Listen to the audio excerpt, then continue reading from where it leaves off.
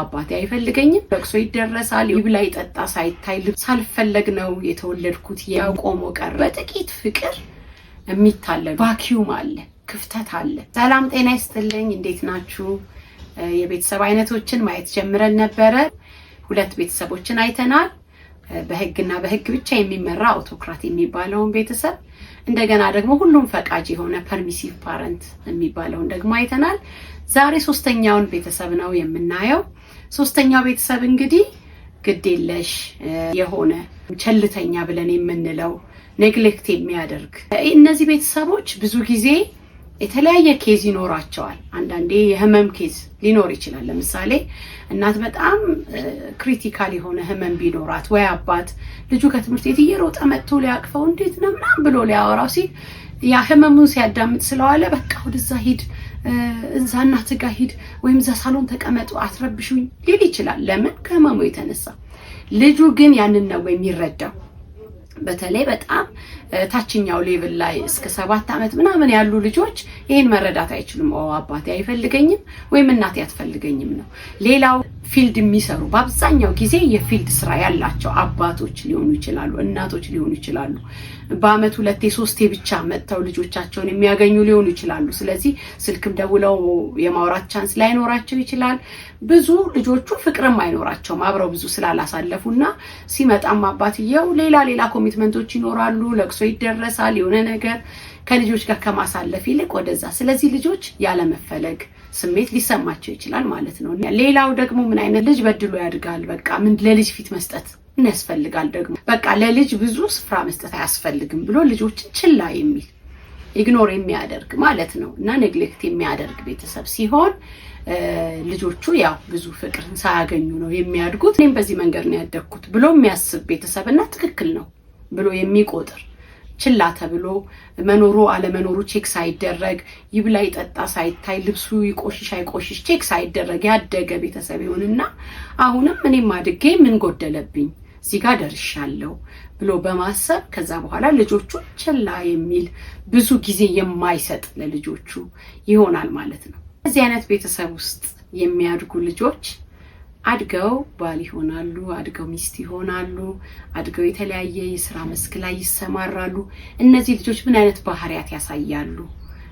ብለን ስንል በጣም ገለልተኛ ከሰው ጋር ተቀላቅለው ማውራት መጫወት የማይወዱ ሊሆኑ ይችላሉ ሳልፈለግ ነው የተወለድኩት የሚል ነገር በልጅነታቸው ዲቨሎፕ ስለሚያደርጉ ሰው እንደማይፈልጋቸው አይነት ሊሰማቸው ይችላል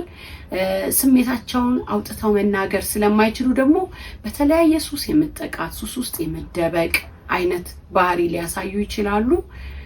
ደስታ የራቃቸው ሊሆኑ ይችላሉ ብዙ ደስተኛ የማይሆኑ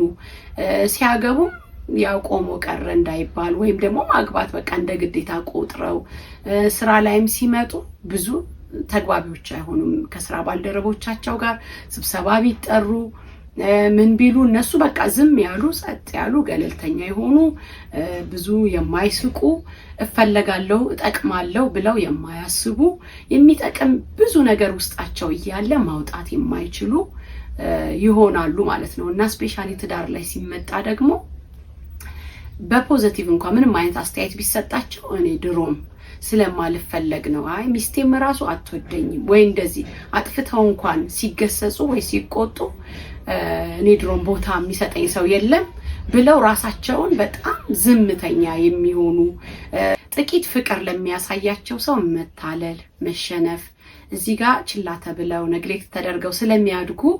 አሁን ሃይ ስኩል ሌቭል ላይ ሲደርሱ እንግዲህ ወጣቶች ሲሆኑ ቆንጆች ናቸው የሚስቡ ያማሩ ናቸው እና ወደድኩ በቃ ሳስብህ እኮ አንቺን እኮ በቃ ያሰብኩ ሲባሉ እውነት ነው የሚመስላቸውና በጣም አቢዩዝ የሚደረጉ በጥቂት ፍቅር የሚታለሉ ብዙ ውድቀት በላይፋቸው ውስጥ የሚገጥማቸው ያለ ጊዜው ለምን ቫኪዩም አለ ክፍተት አለ በእናት ፍቅር ያልተሞላ በአባት ፍቅር ያልተሞላ በአሳዳጊ ፍቅር ያልተሞላ ክፍት ቦታ ስላለ ጥቂት ፍቅር ላሳያቸው እጅ የሚሰጡ የሚታለሉ የሚሸወዱ ብዙ የህይወት ጠባሳ የሚገጥማቸው ማህበራዊ ኑሮ ላይ ራሱ የማይሳተፉ ለቅሶ አለ ብትሏቸው ይኑራ አይነት ሚሉ ለምን አልፈለግም የሚል ስሜት ከመጀመሪያ ከልጅነታቸው ዴቨሎፕ ስላደረጉ ሰርግ ብትጠሯቸው አይመጡም። ለቅሶ ላይ ማንኛውም ማህበራዊ ኑሮ ላይ ድግሶች ምናምን ብትጠሯቸው እድር ራሱ ለመግባት ብዙ ፈቃደኛ አይሆኑም። ኤኒ ነገር ሶሻል ላይፋቸው ራሱ በጣም የተገደበ ይሆናል። ይሄን ለምን ሆነ ብላችሁ ስትሉ ያደጉበት አስተዳደግ ችላ ተብለው ኔግሌክት ተደርገው ስላደጉ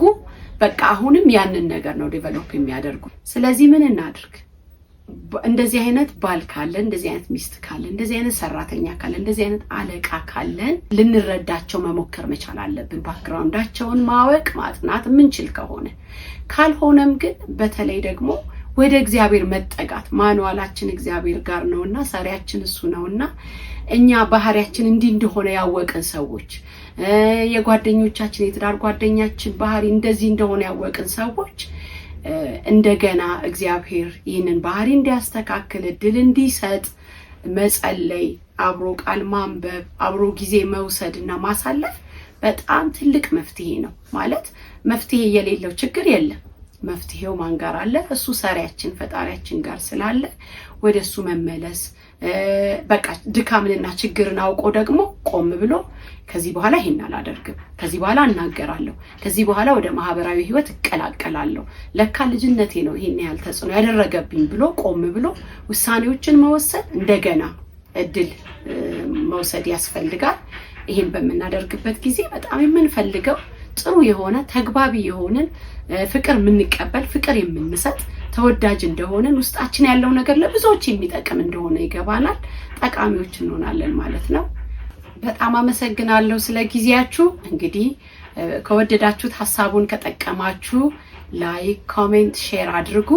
በተለይ ኮሜንት ሴክሽን ላይ ደግሞ የምትፈልጉት ነገር ካለ እንደው ይሄን ብትሰሪልን ወይም ጥያቄ ካላችሁ ይሄን ብላችሁ የምትጠይቁኝ ነገር ኮሜንት ላይ ብታስቀምጡልኝ በጣም ደስ ይለኛል። ስለተከታተላችሁኝ አመሰግናለሁ። እግዚአብሔር ይባርካችሁ።